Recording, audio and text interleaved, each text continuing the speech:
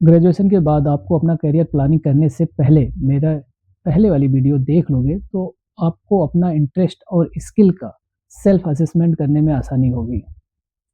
जैसा कि मैंने पिछले वाली वीडियो में बताया था, फार्मा में सिर्फ एक या दो नहीं, बहुत सारे करियर ऑप्शन हैं।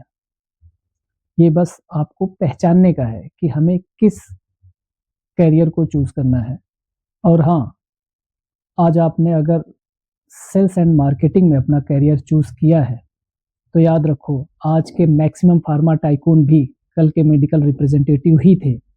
और अगर कंपनी ओनर बनना किसी कारण से पॉसिबल नहीं हुआ, कोई बात नहीं, 1 से 3 करोड़ का पैकेज आपको मिल ही जाएगा विथ टाइम एंड एक्सपीरियंस। आज मैं आपको फार्मा सेल्स एंड मार्केटिंग का रियल सच बताने वाला हूँ, जो आपके कॉलेज या कलीग और सोशल मीडिया से कोई क्लियरिटी नहीं बताता और न मिलता है। हाँ, इसके बाद आपको कोई और वीडियो देखने की ज़रूरत नहीं पड़ेगी इस टॉपिक पर। इंडिया में ऑलमोस्ट सारी बड़ी फार्मा कंपनियों के फाउंडर्स सेल्स बैकग्राउंड से ही आते हैं। क्या ये बात आपको मालूम थी?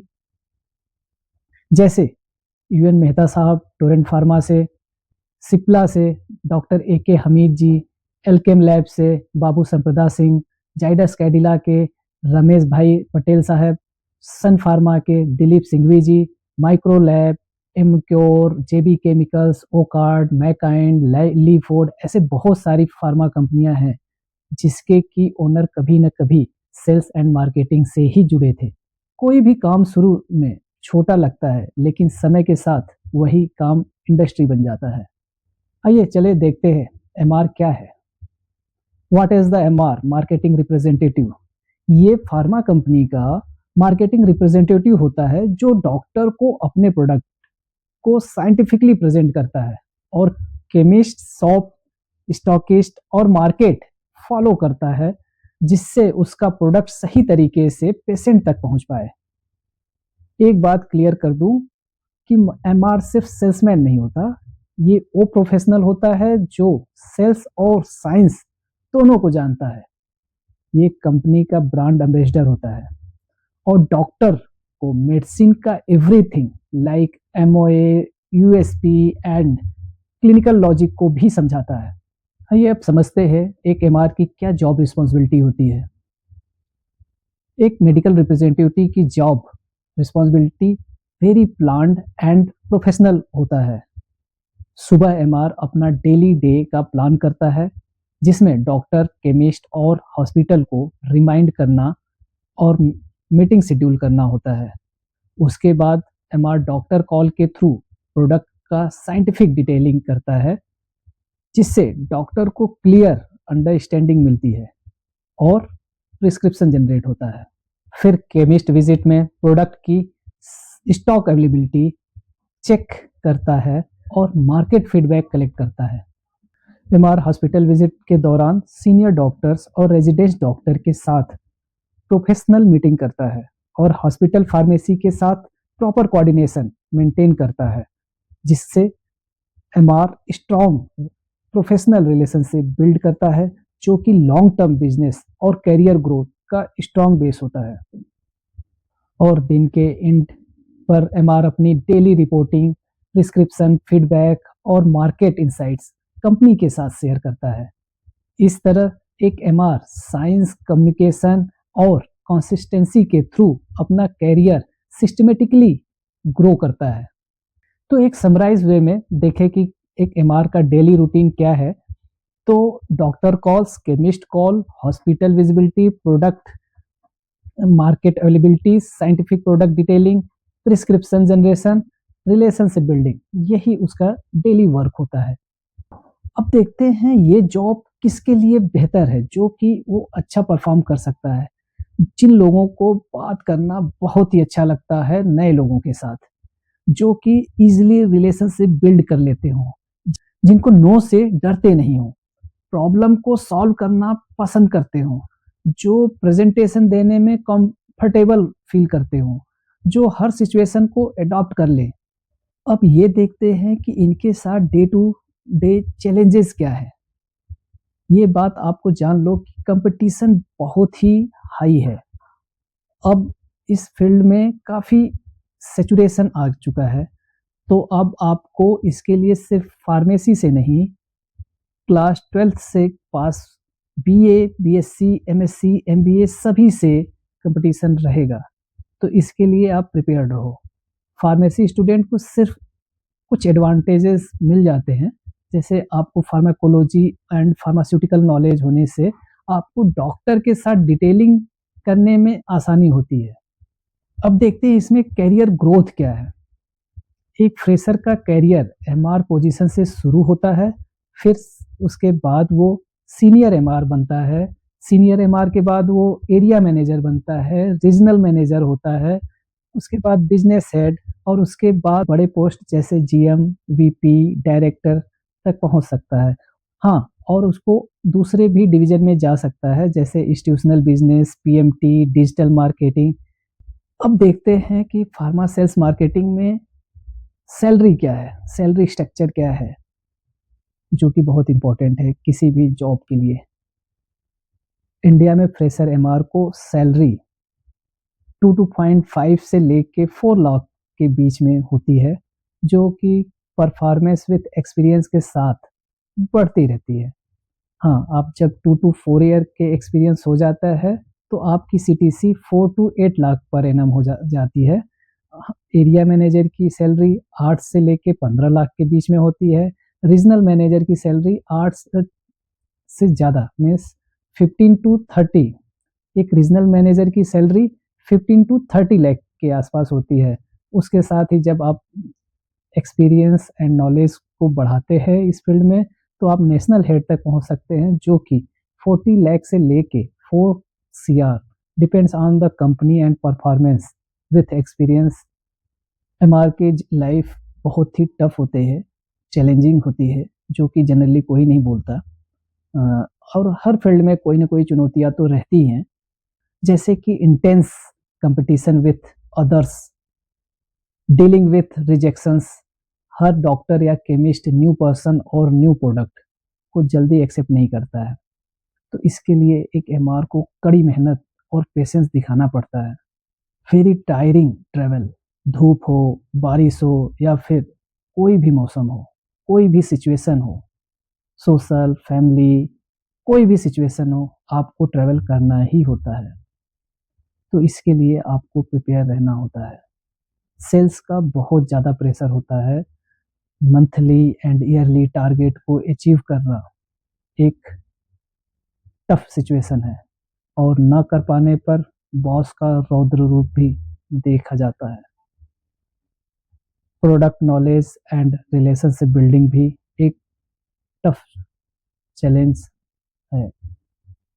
अब देखते हैं इस फील्ड की फ्यूचर क्या है। हमने देखा है कि क्रोनिक थेरेपी बूम पे है, स्पेशलिटी डिवीजन लॉन्च हो जा रहे हैं, डिजिटल डिटेलिंग हो रहे हैं, प्रोडक्ट मैनेजमेंट में entry, international business, marketing exposure.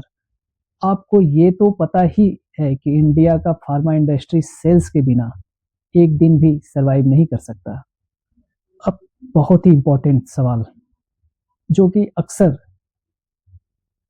बच्चे गलती करते हैं, पहली कंपनी को कैसे चूज करें।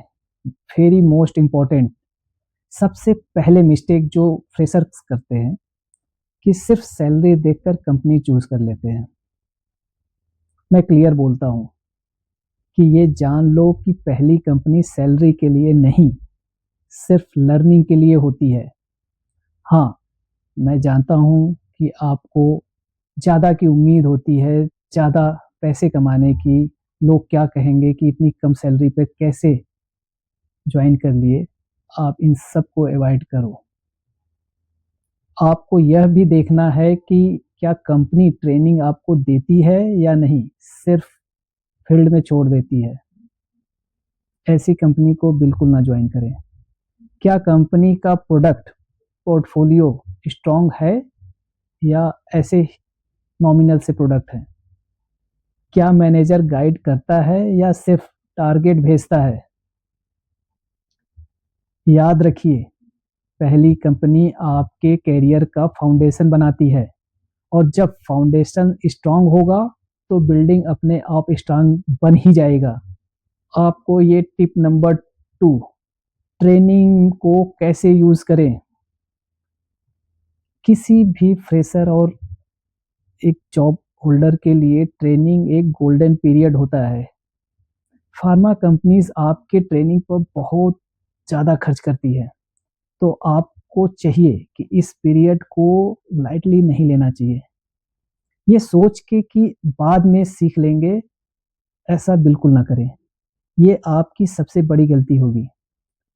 ट्रेनिंग का मतलब सिर्फ प्रोडक्ट रटना नहीं, पीपीटी देखना नहीं। ट्रेनिंग का मतलब होता है कि सीनियर को ऑब्जर्व करना, डॉक्टर के सामने बात करने के स्टाइल को समझना, टेरिटरी को पढ़ना। एक सिंपल रूल याद रखिए कि ट्रेनिंग में जितना ज़्यादा सीखेंगे, फील्ड में उतना कम प्रेशर होगा। मैं एक बार फिर से रिपीट करता हूँ, ट्रेनिंग में आप जितना ज़्यादा सीखोगे, फील्ड में आपको उतना ही कम प्रेशर लेना होगा। ट्रेनिंग को एक एग्ज़ाम की तरह न लें, इन्वेस्टमेंट समझें और उसे यूज़ करो, आपको ज़्यादा फ़ायदा मिलेगा। टिप नंबर 3, डॉक्टर के साथ कैसे ग्रो करें। ये एक लॉन्ग टर्म गेम है। बहुत फ्रेशर सोचते हैं कि डॉक्टर के साथ काम बस निकालना है, जो जी नहीं, ये बहुत गलत अप्रोच है। आपको डॉक्टर के साथ ग्रो करना है। इसमें म्यूचुअल ग्रोथ स्ट्रेटजी होनी चाहिए, जिसके लिए एक ही रूल है, वैल्यू दो, प्रेशर नहीं। डॉक्टर को ये दिखाओ कि आप सिर्फ सेल्समैन नहीं हो, आप थेरेपी और पेशेंट आउटकम को समझते हो। आपको ये साबित करना पड़ेगा कि आप कंसिस्टेंट हो, सीजनल नहीं। एक बात याद रखिए, डॉक्टर आपकी ऑनेस्टी कभी नहीं भूलता, चाहे आप ब्रांड बेचो या नहीं। रिलेशनशिप बनाने में टाइम लगता है, पर जब एक बार बन जाता है ना, तो कैरियर स्मूथ हो जाता है। टिप नंबर 4, लर्निंग माइंडसेट रखना चाहिए। मैं आपको एक सच बताता हूँ, डिग्री सिर्फ जॉब दिलाती है, लर्निंग माइंडसेट कैरियर चलाता है। हर दिन अपने आप से एक क्वेश्चन जरूर पूछें, आज मैंने क्या नया सीखा, कौन सा ऑब्जेक्शंस हैंडल नहीं हुआ, कल कैसे बेटर कर सकता हूँ। और जो लोग बोलते हैं कि मुझे सब कुछ आता है, समझो उन्हें कुछ नहीं आता, उनका कैरियर वही रुक जाता है। और जो बोलते हैं मुझे और सीखना है और सीखना है, वो इंडस्ट्री में लीडर बनते हैं। और मैं यहाँ एक बहुत इंपॉर्टेंट बात आप सबको ऑनेस्टली बताना चाहता हूँ, चाहे आप फ्यूचर में सेल्स में रहो या फिर ना रहो, लेकिन एक बार फार्मा सेल्स और मार्केटिंग में कम से कम 1 साल जरूर जाना चाहिए। आप पूछोगे क्यों? क्योंकि ये सिर्फ एक जॉब नहीं होता, ये लाइफ टाइम ट्रेनिंग है। जब आप एमआर के रूप में ज्वाइन करते हो, तो पहले 2 to 6 मंथ का जो ट्रेनिंग पीरियड होता है, वो आपकी पूरी पर्सनालिटी को शेप देता है और सीखते हो कि कैसे कॉन्फिडेंट तरीके से बात करनी है, कैसे प्रोफेशनल्स के सामने खुद को प्रेजेंट करना है, कैसे टूर प्लान करना है, कैसे टाइम को मैनेजमेंट करना है, कैसे मार्केट ट्रेंड को समझना है, कैसे मेडिसिन्स, थेरेपीज और डॉक्टर थिंकिंग को डिकोड करना है। ये चीज़ें आपको कहीं और नहीं सीखने को मिलेगी। और सिर्फ यही नहीं, आपको मिलता है high quality accommodation, exposure to different cities, real world business understanding, discipline और सेल्फ कॉन्फिडेंस। मैं ये कह रहा हूँ कि अगर आप सिर्फ 1 साल भी फार्मा सेल्स में काम कर लेते हो ना, तो चाहे आप फ्यूचर में किसी भी फील्ड में जाओगे, तो आप बहुत अच्छा करोगे। क्योंकि फार्मा सेल्स आपको एक चीज़ सिखा देता है, लोगों को समझना और खुद को बेचना। और जो इंसान ये सीख लेता है, वो लाइफ में कभी भी कहीं पे भी फेल नहीं होता। इसलिए मैं हमेशा कहता हूँ, सेल्स एक डेस्टिनेशन नहीं है, सेल्स एक ट्रेनिंग ग्राउंड है पूरे लाइफ के लिए। और जो इंसान ये सीख लेता है वो लाइफ में कहीं पे भी फेल नहीं होता। इसलिए मैं हमेशा कहता हूँ सेल्स एक डेस्टिनेशन नहीं है, सेल्स एक ट्रेनिंग ग्राउंड है for life. Sales and marketing easy नहीं है, लेकिन जो इस फील्ड में टिक जाता है वो सिर्फ जॉब नहीं करता है, इंडस्ट्री में अपनी नई पहचान बनाता है। अगर आप स्ट्रगल से नहीं डरते तो ये करियर आपकी ज़िंदगी बदल सकता है। यहाँ बैकग्राउंड मैटर नहीं करता, सही गाइडेंस मैटर करता है। अगर आप नॉन फार्मेसी बैकग्राउंड से हो और आपको फार्मेसी के बारे में कुछ भी नहीं मालूम तो भी आप ये करियर चूज कर सकते हो। और आप भी फार्मा इंडस्ट्री में एज सेम फार्मेसी ग्रेजुएट के बराबर अपॉर्चुनिटी और कैरियर ग्रो चाहते हो तो मेरी टीम आपको सही रोड मैप और गाइडेंस प्रोवाइड कर सकती है। इसके लिए आपको क्या करना होगा, डिस्क्रिप्शन में दिए गए लिंक को से आपको ग्रुप को ज्वाइन करना होगा। कुछ कॉमन क्वेश्चन जो कि पूछे जाते हैं इंटरव्यू में, जैसे tell me about yourself, why do you want to join this MR job, what do you know about the MR job, is pharma sales only about selling medicine, how would you handle a situation where the doctor refuse to prescribe your product. ऐसे ही कुछ आपके general question, knowledge based question पूछे जाते हैं awareness about, जैसे which gas is most abundant on earth. आप मेरी वीडियो को बहुत ज़्यादा देखते हो, इसके लिए धन्यवाद, लेकिन एक रिक्वेस्ट है, आप इसको सब्सक्राइब और लाइक भी कर दें जिससे कि मुझे मोटिवेशन मिले और मैं इससे अच्छा से अच्छा कंटेंट आपको ला के दे सकूं। एक्स्ट्रा टाइम निकाल के तो जाके मैं एक वीडियो बनाता हूं, अदरवाइज टाइम नहीं होता। तो यही आपसे एक रिक्वेस्ट होगा कि इसे लाइक और सब्सक्राइब कर दें जिससे मुझे मोटिवेशन मिले। इस मिशन को आगे बढ़ाएं, भारत को समृद्ध बनाएं, इसमें आपका सहयोग जरूरी है।